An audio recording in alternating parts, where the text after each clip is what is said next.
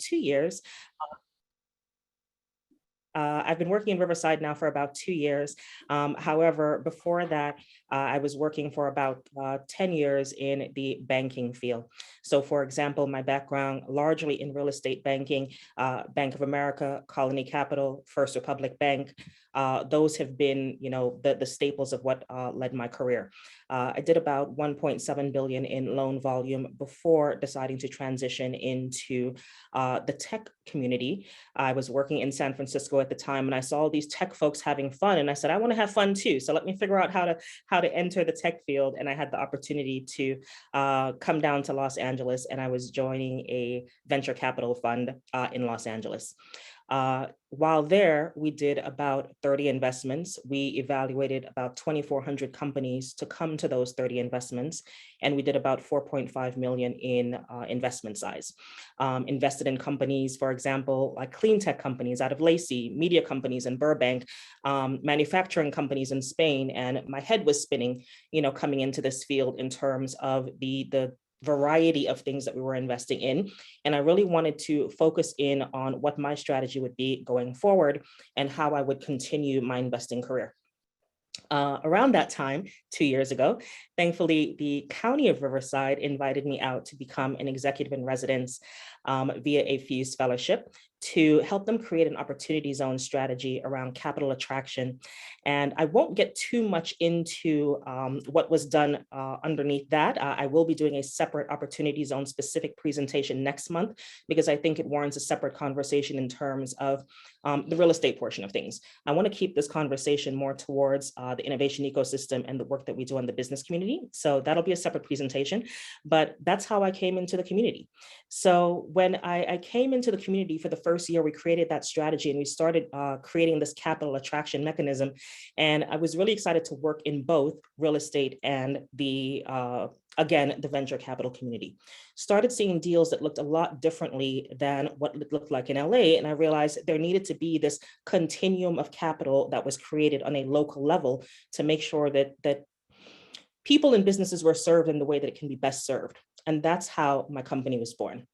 We stood up a year later with the support of a number of folks, Karthik being a primary person that was able to help us secure funding.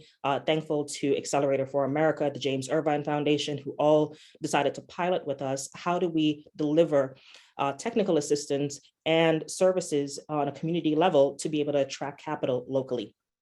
Now, in this past year, we've done a number of things. So I'll kind of highlight what that's been in the innovation ecosystem, because it's really exciting to see what has been done in a year with all of the partnerships that we've established. So for example, one of the first things we did was a report with Karthik and UCR and Gary to highlight everything that happens in the innovation ecosystem. We did a report dating back over the past 30 years, companies that have been started, the amount of funding that they've gotten, and what will be the emerging ecosystems that we're really excited to see coming out of places like the Coachella Valley that's led by Joe and CVEP and UCR and all of their research. So just being able to catalog that and showcase that out to the greater ecosystem has really been great, so that folks know what is happening in the Inland Empire. We're excited to do that report again this year, and it will be presented in April, which will be a part of Riverside County's Innovation Month. So that was one of the first things we did, and that report was a one of a kind. It was the first that was done in the region. So excited to be a part of that. Another thing that we did in terms of really catalyzing innovation in the ecosystem is out in the Coachella Valley. We worked with the city of Coachella to help them stand up one of their first ever entrepreneurship initiatives and business attraction campaigns. It started out very simply, putting out $15,000 to the community. Tell us your ideas and what you want to create in the community.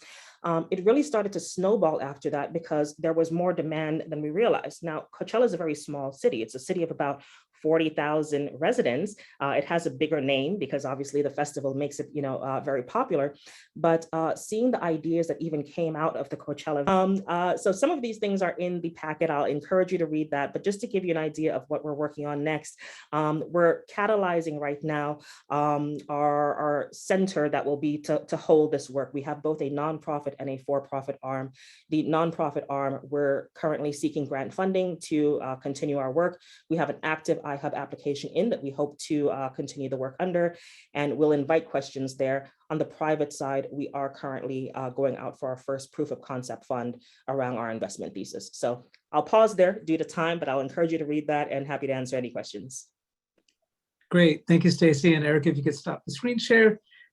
So I see there are a bunch of folks in the audience, and I hope you're able to, I know with security settings, that we've restricted people's ability to turn on their microphone, but I think we're in good shape now. So if folks can use their raise hand feature, I know that if you're in the audience, either Steve Gilson or Carla Tavera or Yuri from Lacey, any of you, are able to unmute yourself and offer some, quick thoughts, reactions, etc. Please jump right in.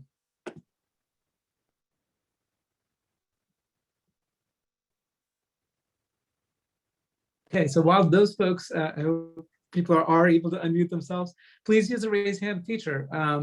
And while we're waiting for that, I'll just ask Stacy. Stacy, you're a transplant from LA to the IE usually goes in the other direction, where we bemoan the kind of talent we have that leave the region.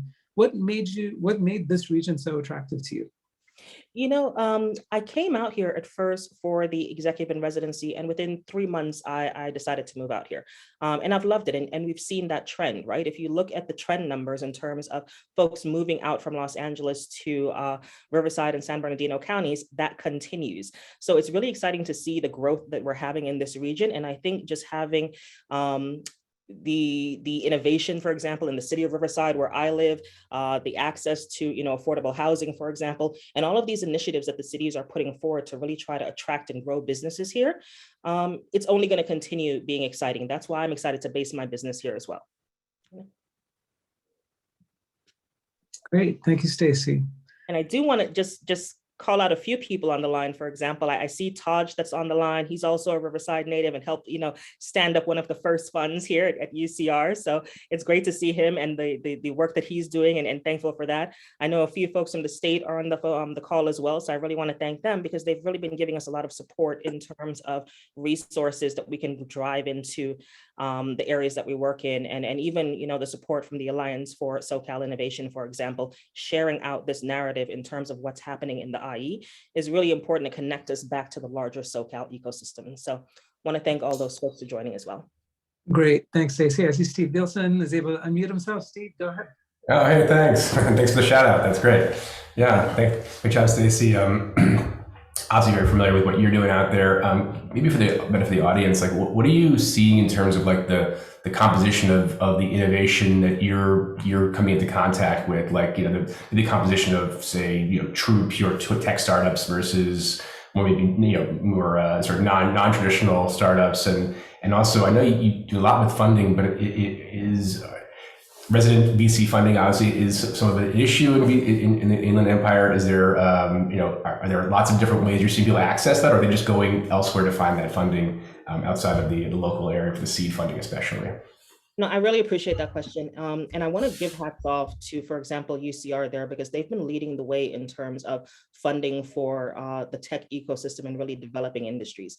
So for example, we can see anywhere down from UCR down into Loma Linda in that corridor, a lot of the Scott Browski can speak to this more, some of the agri-tech, some of the health tech, biotech, startups that are really developing and being grown in the industry.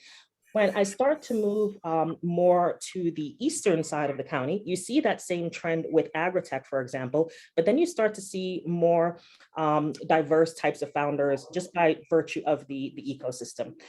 We get calls for more manufacturing type of startups, for example. How do those get funded, right? If it might not be a VC track. More things around farmland, for example. How do those get funded? That's why I get excited about what types of alternative capital can be created in the ecosystem, because now that starts to fund different types of founders. When I think of the founders that I worked with in LA, it might have fit a profile on the West Side, the young tech startup type of folks. Here, we see more seasoned, more mature entrepreneurs with a lot of research and development around their businesses. Well, how do we create an ecosystem that funds them as well? So that's just kind of some of the diversity in funding that I'm seeing across the projects that I'm looking at. Great. Well, we're going to have to move on, but folks, having known Stacy, how many, I guess the time has flown. It's been like 2 A years, I little think. over 2 years, a little over 2 years we've been at work. Yeah, and folks, if you haven't had the privilege of meeting Stacy Cumberbatch and having coffee with her or Zoom with her, I mean, it's just, she's an incredible person. Needless to say, a Black female entrepreneur who's doing so much for our ecosystem here. Such a gift to our region, Stacy. Thank you so much for what you've done. And you were talking about East Riverside County, so we'll transition in a second. But Eric, if you can put up, we do have a poll. So if you can put up the poll question so that it can be useful for what the work that Stacy's doing, and then we'll move on to our next speaker. Thank you, Karthik. And I just dropped my email in the chat as well for anyone that would want to follow up and discuss some of the work we're doing. Again, it's in the packet that was provided pre-call. Thank you so much. So we're just going to take 30 seconds here. So please get those thumbs and fingers going as quickly as you can so that we can move on to our next speaker. Excellent. Okay, next we're going to go to Joe Wallace. We did actually have a pre-presentation poll for Joe. So if we can get the next poll up, please. And Joe Wallace comes to us from the Coachella Valley Economic Partnership, as well as the Innovation Hub out there. So hopefully we're able to get that poll up. Okay, well, great. Just have the poll. Okay, so this is just a pulse check in terms of how much familiarity, and I'll just say, not many people saying extremely familiar. So this is good. We're gonna learn a lot, Joe, about you. Please do check out Joe's innovator profile and his slide deck, and CVEP more generally. Folks, please end the poll, share the results, and then we'll turn it over to Joe. Okay, I think we can just go without screen share, folks. Joe, if that's okay with you, because you're just talking. Works for me. You ready? Okay. Yeah, let's go. All right. I'm Joe Wallace, CEO of the Coachella Valley Economic Partnership. For those of you who don't know, that is everything to the east of the big tall casino down at Cabazon. And so we were one of the first 6 innovation hubs sanctioned by the state of California. CVEP was founded in 1994, and the mission of CVEP has always been to diversify the economy of the Coachella Valley. Why? Because roughly 25% of our jobs are in hospitality, and another 25% are in businesses that wouldn't be here were it not for selling things to tourists. So that made us get hit really hard last year. So that's what CVEP was formed for, and that's what we try to do.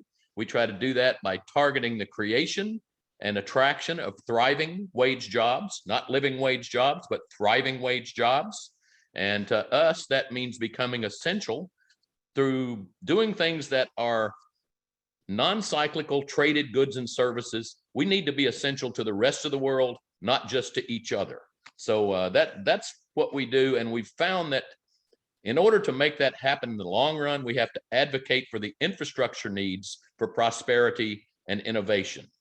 Those needs are a full 4-year comprehensive state university that has STEM degrees. We don't have one out here. And good bandwidth everywhere, not just in a few select areas. We learned that when we were talking about the HQ2 a few years ago. And but given all of the things, we've got some facilities that we've put together. Palm Springs Innovation Hub was launched in 2012. I was recruited from Indiana to be the founding director of it. It's about 10,000 square feet, and it's largely used for proof of concept, followed by proof of market. We have a new facility in Palm Desert that's digital. It's tied to the scenic line, so we solved the digital divide there. We have a gigabit plus up and down. And so we're attracting businesses in the spaces that have to have interaction at those speeds. We've never had that out here anywhere else before. We also have an iHUB that does a proof of concept, proof of markets. In Indio, it's a lot smaller. It'll hold about 8 people. Now, the beauty thing that we have is the Palm Springs Accelerator Campus, which was open in 2014. So the companies that come to us for advice and to launch, there's a place for them to go when it's time to build things. And it mitigates the risk associated with going into real estate because we have month-to-month lease. And that's a 43,000 square foot facility. It has 7 buildings on it. And right now we have 9 companies in it. 4 of the 9 are either people of color or LGBT. A couple are ones that we attracted out of Canada. So we're doing all of the things that we were founded to do, but the need is so large out here for innovation and for new companies that help us diversify. I mean, we were DEI before most of the world knew what DEI stood for. So we're just keeping the ball rolling in what we do out here. Some of our successes, our innovation hubs have seen in 10 years, 90 plus companies formed. All of them that if they actualize correctly will be high wage, thriving wage type jobs. We've had 37 graduate companies. 26 companies are still with the program. We have done some attraction, which is very difficult to do in California, but not in the last couple of years because we're poaching companies right off the coast. And it's for people who want to have that 10-minute commute and what we call affordable housing, even though they've driven ours up by 55% in the last 2 years. We also support existing businesses in expansion and retention. We have spun off a separate nonprofit called One Future Coachella Valley that works with public education, gives out scholarships. I serve unpaid as the CEO of Priority One Coachella Valley. That sole purpose is to bring a 4-year comprehensive state university that has STEM degrees to the valley. We've pushed for digital infrastructure, and we're probably going to have it in 2 years because we've got the conduit going into the ground and we're a finalist to get the fiber. We will continue to push for academic programs, one of which we already have is cybersecurity. And we attracted 7,000 telecommuters, many of whom are professionals in the technical world. And we're trying to gather up their names, their expertise, so they can start talking to each other and start businesses in our innovation hubs. Great. 5 minutes, 10 seconds, Karthik. How's that? Sounds great.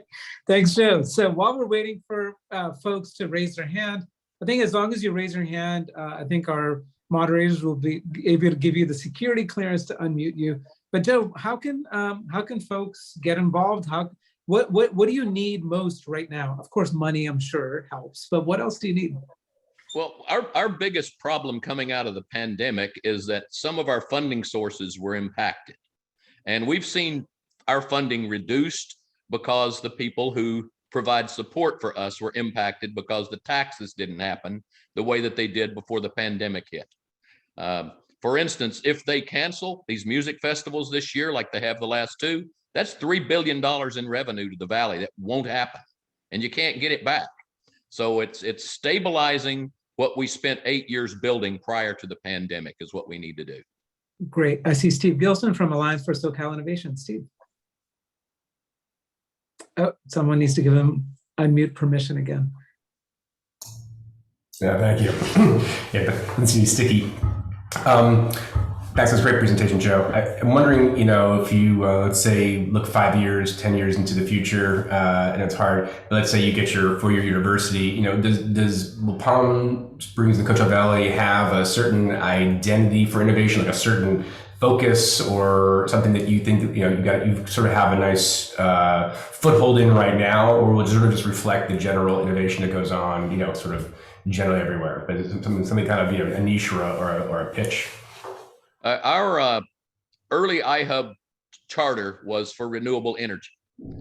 What we found as we moved through that is that renewable energy, meaning like solar panels, windmills and things, these are not new.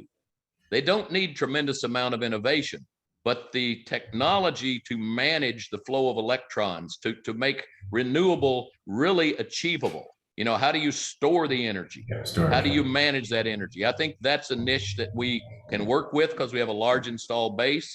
And with our hospitality and fun and games industries, I think e-gaming is going to be something that we can really capitalize on out here. Very cool. That's great. Great. Thank you.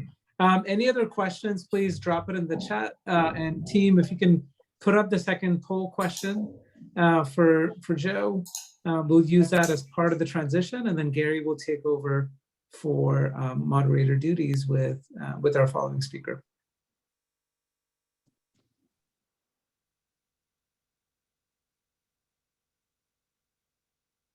And Joe, if you could drop your email in the chat, or someone can drop Joe's email in the chat. Again, as a reminder, if you just go to IE squared, which is the IE squared is IE. It's a little cutesy, but that has our speaker profiles as well as more information about each of the innovators that we're profiling today. Okay, let's end the poll and share that, and then I'll toss it over to Gary and the next poll in advance of our following set of speakers from the Randall Lewis Center. Yes, thank you, Karthik. So thank you, Joe. It was great to hear that from you. So yeah, next up we have Kristen and Carop from the new Randall Lewis Center for Entrepreneurship, Innovation, and Social Impact at the University of Laverne. Very excited to hear what they have to say and all about their new center. We do have the poll that we need to put up, Gary. Oh, I'm sorry. I thought it was up. No, the poll is not up. Okay, Eric, are you able to? There we go. Excellent. So being a new center, we wanted to, see how familiar people were before we got into it. It looks like not a lot of people are familiar with it. So this will be really great. It'll be a good learning experience for everyone. Excellent. Great. So I'll toss it over to Kristen and Carop to talk through some of their presentation. Okay, can everyone hear me? Great. So good morning. My name is Kristen Venegas. I'm an associate provost for graduate programs and regional online campuses, and the Randall Lewis Center is part of my portfolio. Carop, do you want to introduce yourself really quickly before I start talking more about the center? Sure. I'm Carop and I'm the provost at University of Laverne. So I'm here today to talk about the Randall Lewis Center for Entrepreneurship, Innovation, and Social Impact. The mission of the center is to achieve success by emphasizing an entrepreneurial mindset. So we are thinking about integrating not only the community, but also our students, and how can we connect our students into that work. I want to mention the mission of the University of Laverne is to have always, and it's interesting as a private institution, is that we are really focused on having an educational experience that connects to a diverse population of students. We serve traditionally aged as well as a number of adult students throughout the Southern California region, going all the way as far up to Bakersfield. And then down now, we're looking towards launching some cohorts in San Diego. And our goal is to really be career focused. So it's around successful careers, a commitment to lifelong learning. Our core values as a private nonprofit are ethical reasoning, diversity and inclusivity, lifelong learning, and civic and community engagement. And it was interesting how the previous speaker was talking about how, he and his organization have been doing DEI before it was called DEI. The University of Laverne has very much also been doing a lot of that same work. We are a Hispanic serving institution, and that is an important and growing part of our identity. And the Randall Lewis Center is an important piece of making that identity come forward. Again, the center is really emphasizing our regional, so thinking about the IE and how we can support the IE, but then also thinking about how we can connect all of that work across our campuses. I've mentioned a little bit about the university mission and our role as an HSI. Internally, we talk about student support and growth, and this initiative is really focused on community success and growth. We're supported by a strong advisory board, and we also have a lot of growing faculty input and interest in thinking about how we can connect our partnerships, our programs, and our pathways. It was also fascinating and inspiring for me to hear our two previous speakers talk about all the work that they have been able to do. Because again, as Gary mentioned, we're very nascent. So we were working with a part-time director. We've just hired a new full-time director. She will join us on the end of this month. And in the interim time, what we've really been doing is trying to understand one of the polls that you'll see in a few moments, but also sort of what is the role of a university within this work? How can we really thoughtfully connect and support? So when I heard Joe talk about, they need a degree program that is responsive to the needs of their community, I'm taking tons of notes because I'm like, that's what we want to do. That's part of what we want to do through the center. Not only grow our academic programs in university, but also think about what Stacy was talking about as well, is those learners or those business owners, those community members who already have thriving businesses and are trying to figure out how to take those to the next level. The piece that I think for us is really compelling and especially important is we want to think about how the university, how our students who are from these communities, specifically, we have a large draw from the Inland Empire, and how can we help that intergenerational transfer of knowledge and growth, and how can those pieces come together? So I mentioned our next steps around our full-time director. We are really refining our goals. We had the opportunity with our part-time previous director to do a little bit of experimentation. So we played around with accelerators. We thought about co-working experiences. And now we're really going to be able to refine and customize with the support of our advisory board. And again, for having opportunities like this to really fine tune what we want our outcomes to be. We do know that we want to develop our social impact and entrepreneurial model. We know it has to be community driven.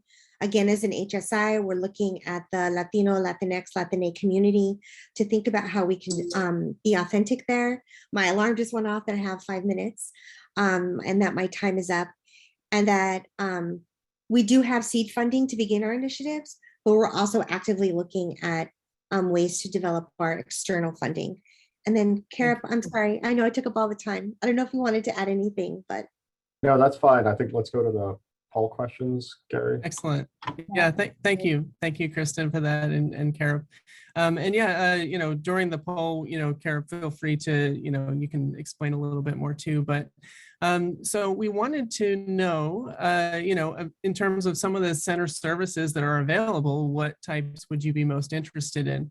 And, Kara and Kristen, feel free to, you can talk a little bit about some of these different resources as well, based on what people are interested in. So a lot of people are interested in networking and access to resources. That's a big one. Mentorship matches as well. Gary, So, I'll just add, maybe, I think one of the things that we're seeing and hearing here in this meeting as well is that there are a variety of needs, and we're trying to really be deliberate about the most effective way for the center to serve the IE. And the partners that we've seen speak so far, and the ones that are going to be speaking soon, kind of showcase a breadth of things that are needed, and we're trying to be the most impactful and have the largest impact. So excellent. Thank you very much. I see, Karthik, you have a hand raised for a question. Yeah, so for, just quick question for each of these things. What is what aspects involve students directly? And if you're not a student, so if you can just kind of talk about, if you're not already, connected with University of La Verne, what are ways that they can plug in? So, in terms of working with the student population. So all of the 4 current opportunities are showing on the poll. So the accelerator course, the networking and access to resources, mentorship and innovation, all 4 of those are available to our community members. And with our students, we're bringing, these resources are available to them as well. So, but in terms of connecting the community member to the student, I think, but the part where we're being the most intentional about that right now is both in the networking and in thinking through the mentor matches. On the student side of things, where this really intersects is opportunity for career. And so it's a funny thing, right? This is all gelling together in my head as as I heard Stacy and Joe talk about it. At the University of La Verne, we are educating a lot of the children of these small business owners.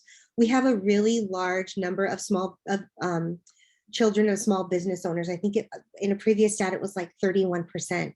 So there's this really special moment that we're intersecting around building that intergenerational knowledge, intergenerational transfer, and helping families grow together. So it's not, the ecosystem is, yes, the community, but it's also in some ways at the unit of the family that there's a lot of potential for growth here. Excellent. Thank you. I think we probably have time for one more question if anybody would like to jump in. Yep. Can I just add on one other thing that we're Of course. already in Ontario, as some of you know, and I see some familiar faces and names on the call, and we have, including one of our board members who'll be following us soon as well. So this is a great opportunity for a lot of collaboration, and I'm actually happy to see that the networking and access to resources kind of rose to the top of the poll, because I think that's kind of consistent with what we're hearing on the ground as well. And our president's on the call as well, so I don't know, Devorah, if you want to say a few seconds while we have time. I'll put you on the spot. I don't know if you can unmute, Devorah. There you go. No, I am unmuted. I just want to say, Karip and Kristen, you're articulating what I think is Karthik's vision for creating an ecosystem where no one is an island, no one's an oasis. If we all work together and this is just a perfect example, if we all work together, then the whole inland Southern California rises. And I think what we're listening to is a perfect example. And Reggie Webb is following us for CEEM. Reggie's on the Board of Trustees at the University of Laverne. So here's a perfect example how the coming together of all of our different minds will make us better together. Thank you, Karthik, for leading this whole initiative. Well, it's all of us, Devorah. So thanks everyone. It's really exciting to see. And I know, we have some of these like little technical glitches and issues. Ironic because we're talking about an innovation ecosystem, but please don't judge us by our Zoom skills. But I think the kind of relationships that we're building here and we will continue to build, we're really excited about, upcoming showcases and other programmatic activities that we'll all be doing together. So thank you, Devorah, and Gary, back to you and to the Webbs. Yes, thank you, Karthik. Yeah, that was really great to hear more about the center. I'm very excited about that. So next, we have Reggie and Kyle Webb from the CEEM Coalition. And Eric, if you could put up that first poll question. We just wanted to get a level check about what you know about cooperatives and how they function, because there are many different types of cooperatives out there. Food co-ops, business co-ops, and different ways that they function. So, and CEEM, Reggie and Kyle will get into a little bit more about, how their organization works and the co-op as well. But it looks like it's kind of a mixed bag coming in, very little, moderate. Some people don't know a lot. So it'll be really good to hear. So Reggie and Kyle, feel free to take it away. Good morning and Happy New Year to all. My name is Reggie Webb, and I have the honor of chairing the Cooperative Economic Empowerment Movement, founded 4 years ago with the goal of achieving parity for African Americans in the IE. There is a racial wealth gap in the IE as well as in the United States. Black families have 10% of the wealth of white families. 8% of the population owns less than 1% of GDP. This gap leads to seemingly unsolvable problems. Inequitable education, higher crime levels, incarceration, community with lots of diseases, homelessness, hopelessness, and high societal costs. Parity is defined as obtaining a share of GDP equal to our share of the population, which is 8%. When we look at one of the McKinsey reports, closing the racial wealth gap would increase the economy by 1.5 trillion between now and 2028, a 4 to 6% increase in GDP by that same time frame. We know that parity works because when adopted by McDonald's and its African-American franchisees, those franchisees became as successful as other franchisees. McDonald's then applied these learnings to the other minority franchisees, which also proved to be successful. The win for McDonald's was that all minority groups now over-indexed as a part of McDonald's sales, helping the McDonald's system to grow faster than their competitors here in the United States as well as abroad. So parity is a solution that raises all boats. At CEEM, we create opportunities and prepare and support people to capitalize on those opportunities. We lead with solutions to the seemingly intractable problems we've thrown money at as a country without real progress. Kyle? You're muted. Sorry about that. As Karthik said, don't judge me by my Zoom skills. Thank you so much, Dad. Thank you, Karthik, and the UCR team for having us here today. CEEM is a cooperative community and we are creating parity. Research shows us that the quality of life outcomes are impacted by your socioeconomic status. Your socioeconomic status is determined by one's access to power and wealth. So CEEM is creating communal power and wealth, starting with African Americans, by collectivizing our community influence and creating wealth by developing businesses from the ground up that are equally and entirely owned by its members, but also built to serve problems or to fix problems that, that our community has communicated to us. And so we're leveraging this entrepreneurial ecosystem that we are building in order to create, again, more contribution to GDP in the total community. And so we feel like that will enable more of us to be able to fully participate, because the United States every day is a capitalist country. And if you don't control capital, you cannot participate. And so for us, it's about getting more participation and more representation across the board there. There is so much more about who we are in the documentation that was sent previously, and we really hope that you'll go through that to really get a good glimpse into what we are, as we also go to the Q&A section where we'll be able to flesh out some questions. Thank you so much. Excellent. Thank you so much, Reggie and Kyle. Amazing to hear all the great work that you are all doing. So yeah, let's go ahead and run that last poll, and then we can move into some questions from the audience.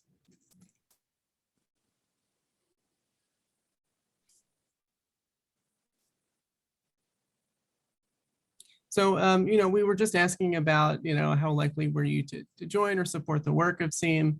And I think Reggie and Kyle maybe can dig a little bit deeper into some of the different services and things that you all provide to like members of your coalition and stuff like that too.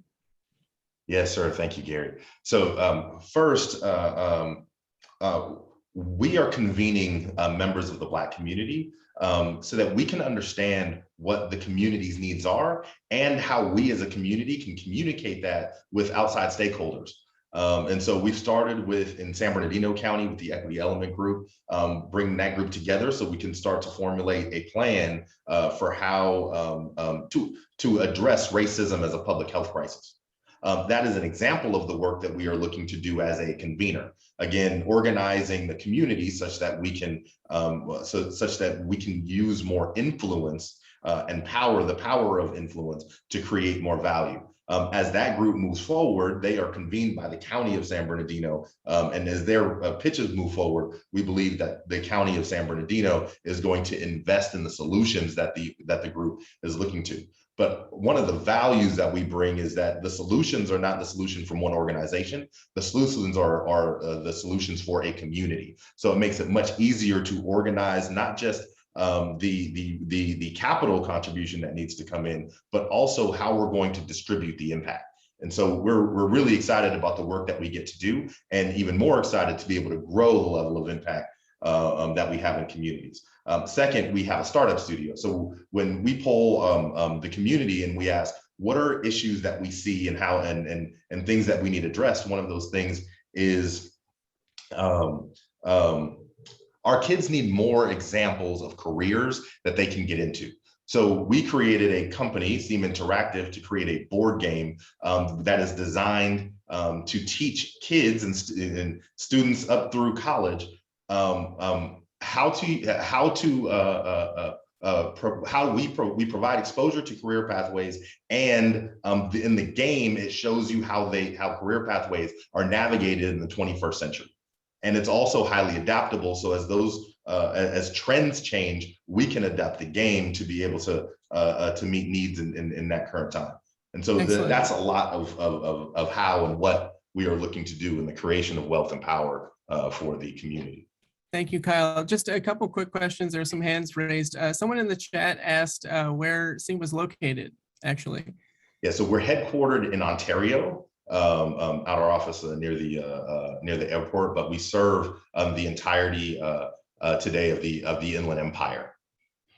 Excellent. Okay, so I see Scott Brofsky, if you're able to unmute and ask a question. Yes, great, thanks. Hey guys, great to connect.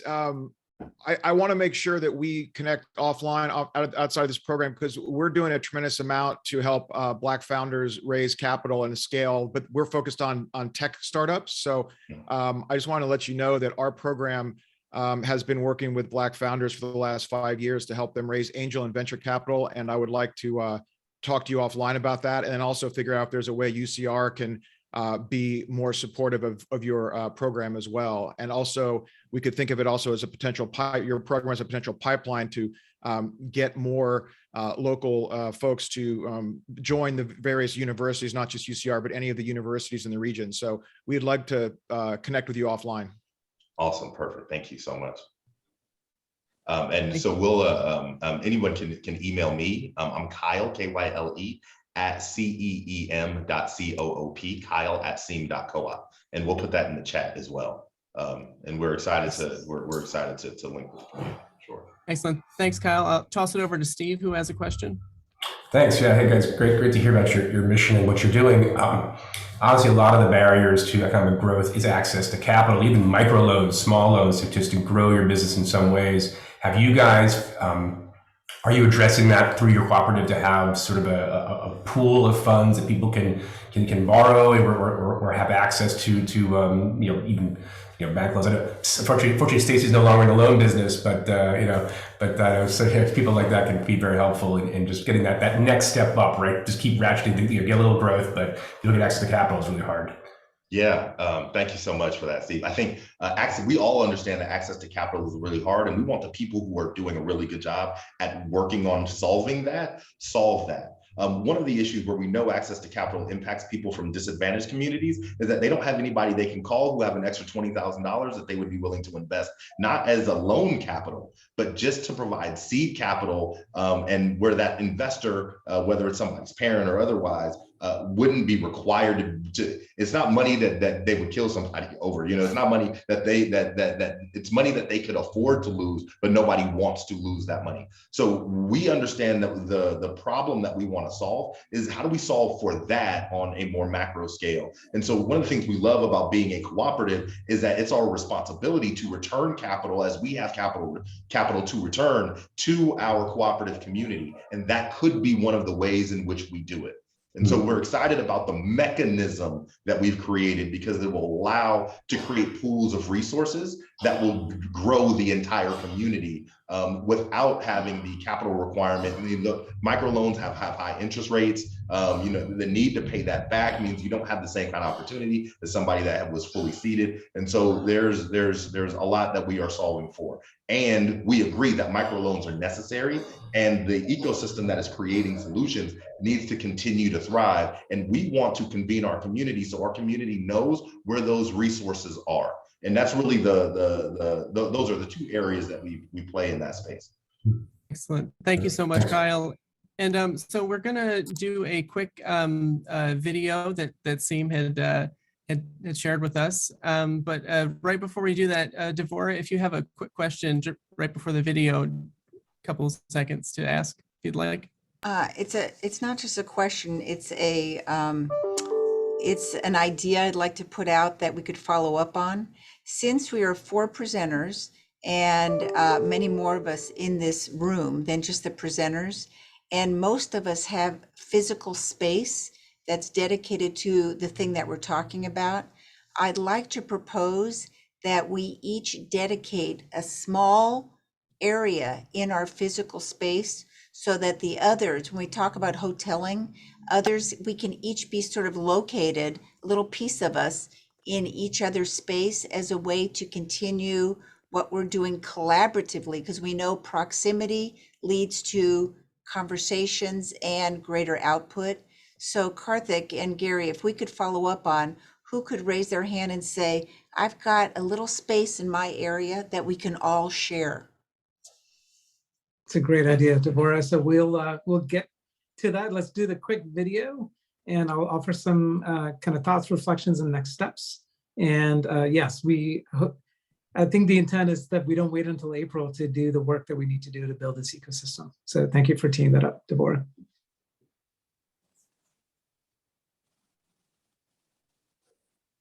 Looking for an opportunity to create change, to build wealth, to be treated and valued fairly. A great option is joining a cooperative or co-op. Co-ops are organizations owned and operated by their members. They aim to build sustainable businesses that create parity so everyone has the same opportunity for success. There are many different kinds of co-ops, including worker co-ops, where employees own and operate the business, and purchasing co-ops, in which groups of businesses come together to buy services and supplies in bulk. Then you have membership and consumer co-ops, where members are its owners and can even be its employees and customers. In most businesses, some owners can gain greater power and influence by purchasing more shares of stock. Co-ops are different because each member can only have one membership and one vote in how the co-op operates. Profits are returned to members equitably. Co-ops create space for all of us to move forward together, concentrating a member's power to create results for the people they serve. As a co-op's power grows, so does your membership power, giving both the ability to co-create tangible and long-lasting change in the community. Remember, if you want to go fast, go alone. If you want to go far, go together. Whether you're recently motivated to make a difference, or you're already a part of a movement, co-ops are a fantastic opportunity to promote fairness, build wealth, and inspire change. To see the power of a membership cooperative in action, visit CEEM, the Cooperative Economic Empowerment Movement. Join the movement. Amazing. Thank you, Reggie. Thank you, Colin. So inspiring. So if you could just stop the spotlights, folks. So I'll just say, just offer a couple of closing thoughts, and we'll talk about next steps. We do have an additional half hour. You know, part of the thing, wish we were all able to be in the same physical space together, but we are in virtual space. So let's use this opportunity to make sure that it's, you know, the fruitful collision of ideas and people and people who get it, that we are, each one of us that presented today, so many others in the room are doing amazing work. It's not the totality of the work. It's not even a fraction of the totality of the work. There's so much to do, so many opportunities. So please stick around if you can, and you know, and be part of a generative conversation.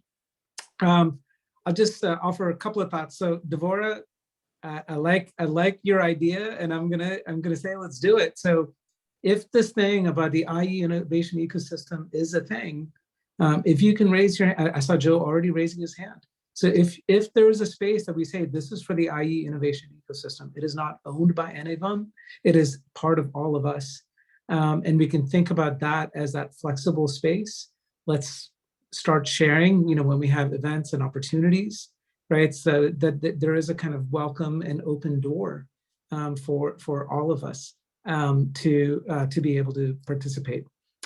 So I love that idea. We'll implement it.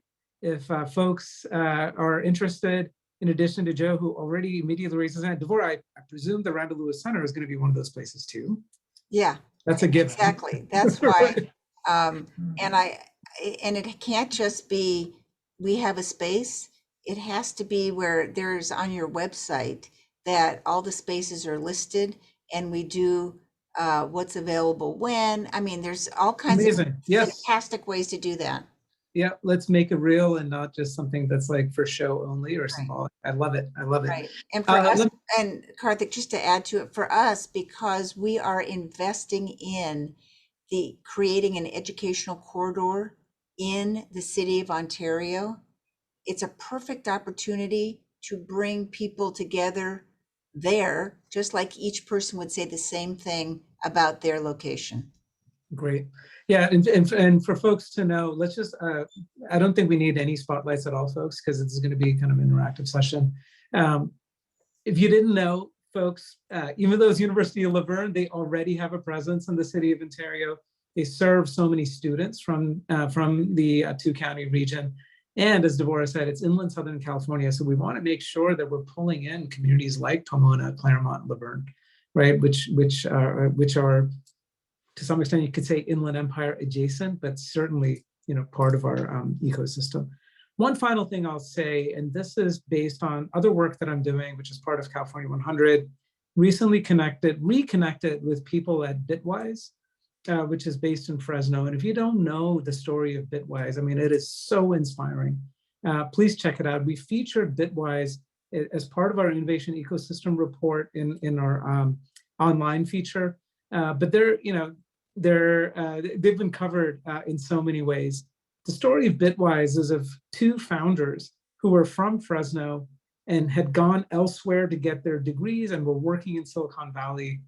And then we're just back in Fresno and reconnected socially and said, isn't it crazy that we have to go somewhere else to use our talents? And so they vowed to create not only a co-working space. If you look at Bitwise's model, they have a co-working space, but there's also back-end services, back office services that are core to the work. And they are in an expansion phase. I visited Bitwise. It was incredible. It's one of the co-founders is a queer Latina. The way the space is built is very welcoming to communities of color and queer communities, and the very way that it's designed. They had expressed some interest in visiting the IE, but their areas of focus, at least at the time when I talked to them a couple of years ago, were expansion to Bakersfield and East Oakland, and they were getting requests from all over the country. One thing in the conversation I had yesterday with someone from Bitwise Capital is something that I think is going to be important. I think this is great that we're all coming together. It's also great that we have people like Stephen from Alliance for SoCal Innovation. We have other Stacy who came from LA and moved to this region. And I know that we're starting to build connections with people with access to capital. Spoke with Trevor yesterday, who is leading up the work of Bitwise Capital. He was very heavily involved in finance in Silicon Valley, moved to Fresno because his wife was doing her residency at UCSF Fresno. They thought it would be a temporary thing, and he was commuting to San Jose every day to continue doing the work there. Someone on one of the train rides on his way back said, hey, how come you're still so focused there? Do you not realize that you have all this talent here? You need to get around and meet some of the founders here. And I think you'll find that many of the founders here will be as good, if not better, than many of the people that you're funding in the Bay Area right now. So he took that person up on the offer, got to know people, got to meet the co-founders of Bitwise, and loved it, and is now, basically changed his entire game, and is now connecting with all of his buddies in Silicon Valley to get them to pay attention to what's going on with Bitwise and what's going on with Fresno. There's one idea that as we iterated back and forth, that I want to share with you, which was initially, often people say, how can we make sure? So one of the ideas of high-speed rail is, let's get as many people who can afford the housing in Fresno to get to San Jose as quickly as possible. Let's avoid all of those lengthy commute times. Does this sound familiar to all of you in the way people think of the Inland Empire and its relationship to tech in LA and tech in San Diego and tech in Orange County? What they've done instead is, instead of thinking about bringing people to the jobs, it's not only about bringing jobs to the people, we need to bring capital to the people. And I think that's something you hear so powerfully in the work of CEEM, but more generally, we have so much innovation and talent here. We need to make sure that those with capital who are probably throwing and wasting their money on a whole bunch of things that will never see the light of day get to meet our innovators and entrepreneurs. So that's going to be part of our work. It's been part of the work. So many people here have been trying to do that, but I think we are reaching a kind of critical mass, but it's how we do that connectivity and how do we build it so that people can't ignore it anymore. People can't dismiss it. It's not easily done, but that is one of my hopes. That is one of our hopes at the center for 2022, with the kind of spirit that we all bring to this work, that we can indeed bring capital to the people and capital to this region. So thank you, everyone. I'll turn it over to Gary to, and I'm sure there's a bunch of thoughts and ideas, a lot of people who've been force muted. Maybe we can like lift that security restriction, Gary or Eric. And I see Jennifer has her hand raised. So Jennifer, maybe you can like kick off this after party session. Great. Can you hear me? Yep. All right. Well, first, I just want to thank you all for hosting this, and Karthik, it's really wonderful to see this collaboration. I think that this is where it starts. Similar to Stacy's journey, I was also working out in LA County and the city of Glendale, where we were very focused on building up the ecosystem of innovation and technology. And so it's fascinating to come now to the city of Ontario, where it seems that we have a lot of the right ingredients, but we just need to be able to pull it together. So with that said, it's already, I can see and hear that there's opportunities within Ontario that are continuing to grow. And one of the things that we'll be working on very soon is actually issuing an RFP and creating a new accelerator. So if there's anybody on this call who actually can assist in developing that RFP, this is one of the reasons I'm speaking now. But also kind of secondarily, if there are people that we should be meeting with to help strengthen the ecosystem, please let me know. I know that this takes a lot of work and conversations, and it's just a layer, it's an onion really. And so help us find and peel those layers. So Jennifer, thank you. just say who you are and your affiliation, and please drop your contact in the chat. Will do. But yeah, Jennifer Hiramoto, Economic Development Director for the City of Ontario. Excellent, Jennifer. Thank you so much for sharing that. We really appreciate it. We're seeing live things happening here, so that's fantastic. So just quickly, thank you all again for joining us today. It was really great to hear from these speakers. I know I definitely learned a lot. Before people start dropping off, I just wanted to let you know, our next showcase is going to be in April. We're going to do this event quarterly, like Karthik mentioned. The date is yet to be determined, but we'll be nailing that down pretty soon. Oh, sorry here. Yeah. So, and also I wanted to mention, in partnership with Stacy at Blended Impact, we've released a State of Innovation in the Inland Empire report last year in April, towards the end of April. And we're going to be doing kind of an update to that report in terms of numbers and different research. So that's going to be coming out as well. So please follow us and check iusquare.org for the updates and kind of general information about the local innovation ecosystem. So as Karthik mentioned, we'd like to move into a space where we talk a little bit about the overall innovation ecosystem, so we can have kind of like a free-flowing conversation and just holding space for this kind of discussion. So we have the room until 11:30, so I can just throw out a couple of questions to get us started. I also see Stephen Bennett here, who I know is not the shy type. So I'm just gonna yank Stephen in here, and thoughts, ideas, Stephen, and also maybe just say a little bit about the kind of work you're doing out there in Coachella Valley. Thanks, Karthik.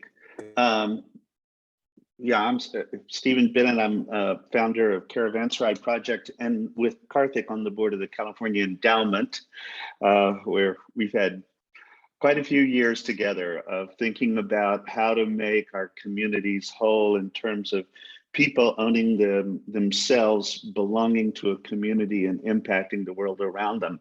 And it's kind of, I think, our theoretical driver about everything we do, Karthik. I think we've drank the Kool-Aid.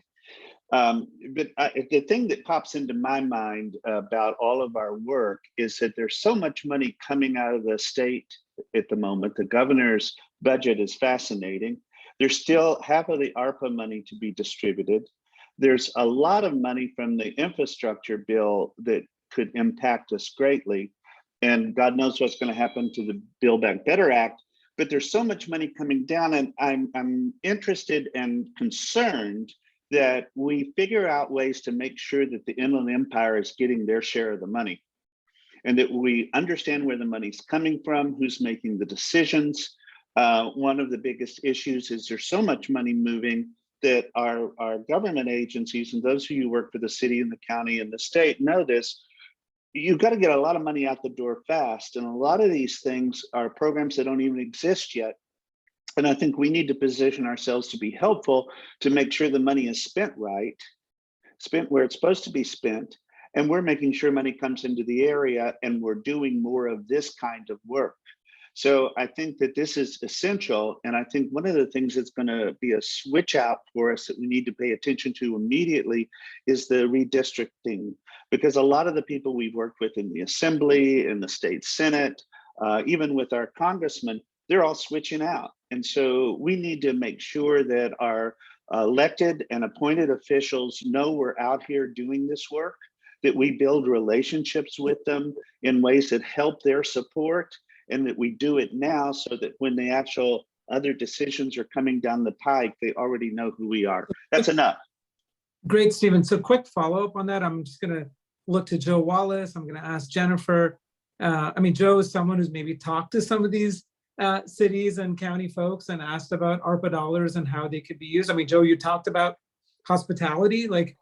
Hospitality is not coming back in the way that it used to. So are they thinking about what's next and how to invest in that? And then Jennifer, from your perspective as someone in a city that does have access to ARPA dollars, what kind of possibilities are there? When we talk about an economic recovery that looks different from what we had going into the pandemic.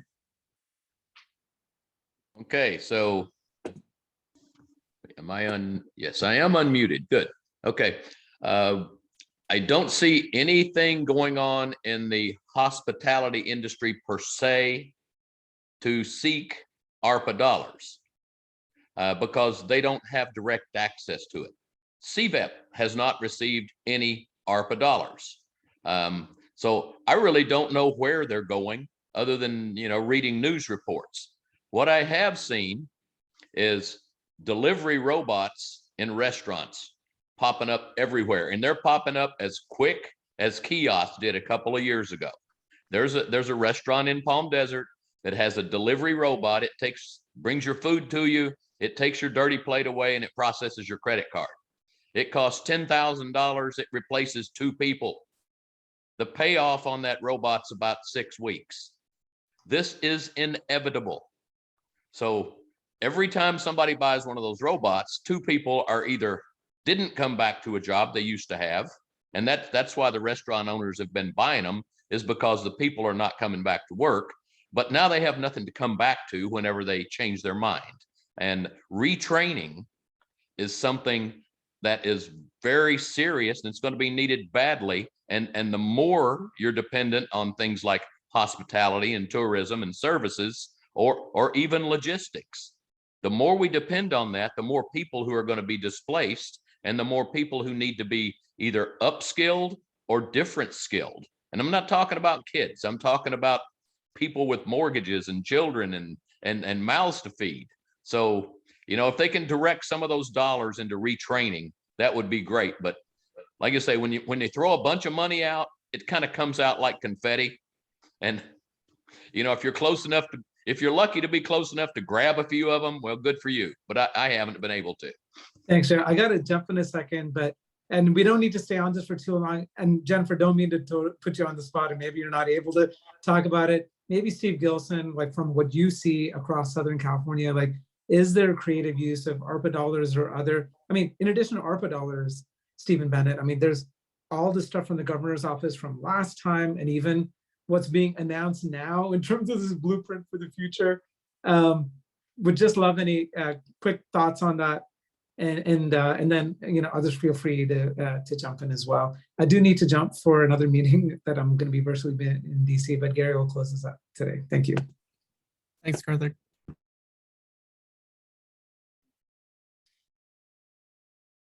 Gary, I'm sorry.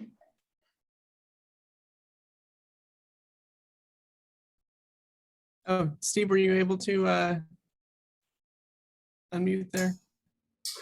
Oh, yeah, sure. I mean, I don't have a particular view on ARPA. That's not one of the things I follow. So I'm very unhelpful in that conversation. So, sorry. I can talk to that. So look, here's the challenge, and Joe brings up a good point. I mean, look, the reality is that we need to build things in verticals that we can actually deliver on as a region.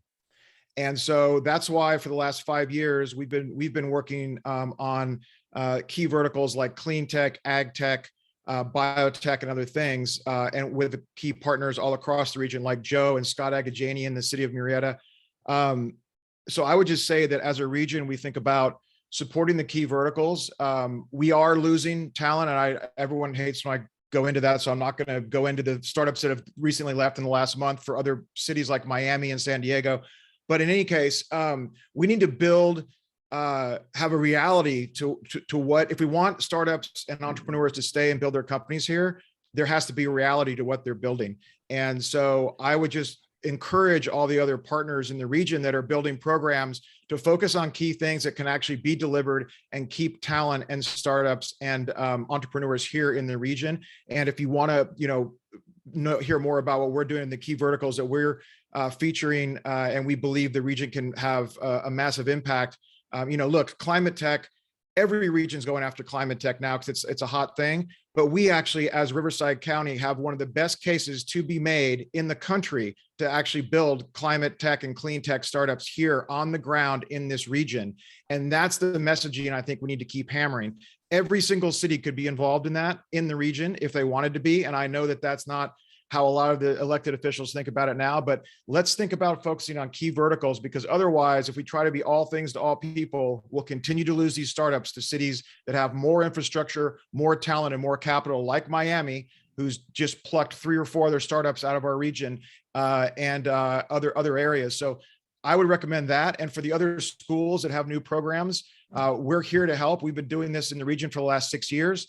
And, we've worked with about 600 startups. I would, recommend you get in touch with us. I would hope that you would focus your programs like Stephen's group's done on, like they focus on nonprofits. Our program doesn't. Justin Radica, his program focuses on other things that we don't. We all work together. We cross-refer entrepreneurs to each other. It'd be great to do the same thing with Mr. Webb and Kyle as well. So anyway, let's just all stay in communication on all these things.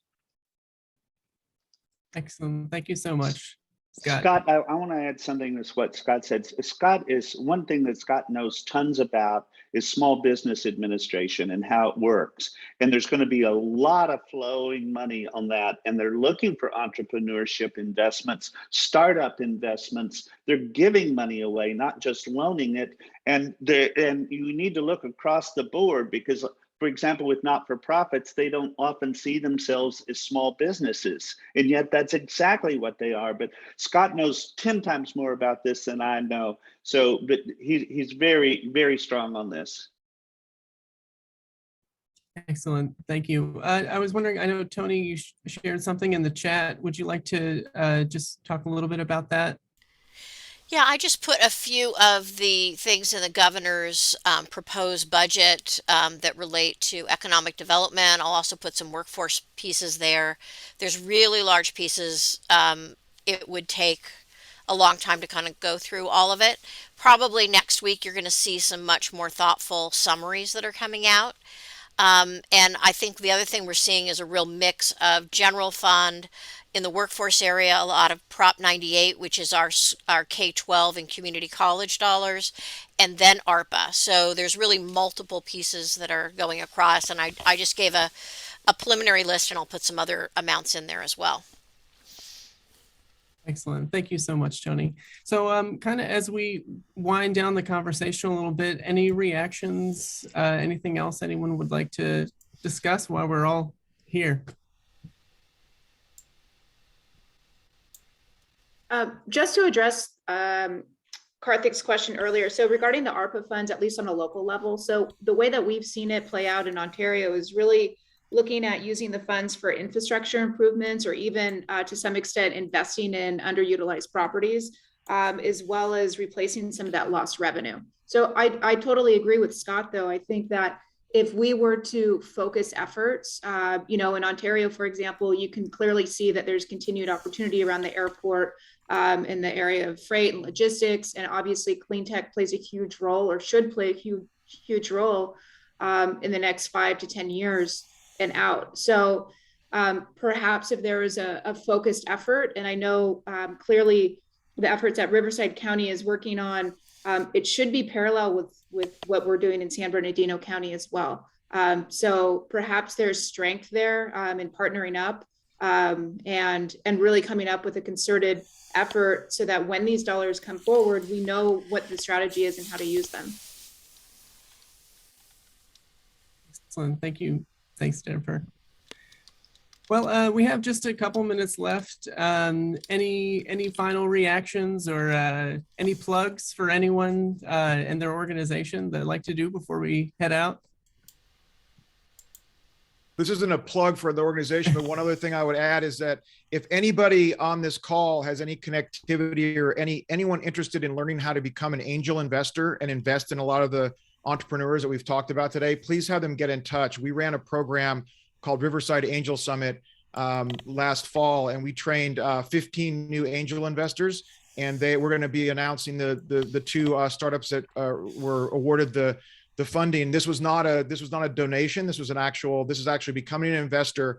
And Kyle mentioned trying to basically increase the wealth of especially minority communities. And one of the best ways to do that, as we all know, is either to invest in or own a business. And so I would just encourage any of you that have any contacts for any folks that want to learn how to become an angel investor and invest in startups, have them get in touch, because we ran an entire education program. We taught the investors how to do due diligence, and they are investing $100,000 in two Riverside County based startups. So please just take that under consideration. We have to have a thriving angel investor community in the Inland Empire if we want to keep moving things forward. So please, think about that as well.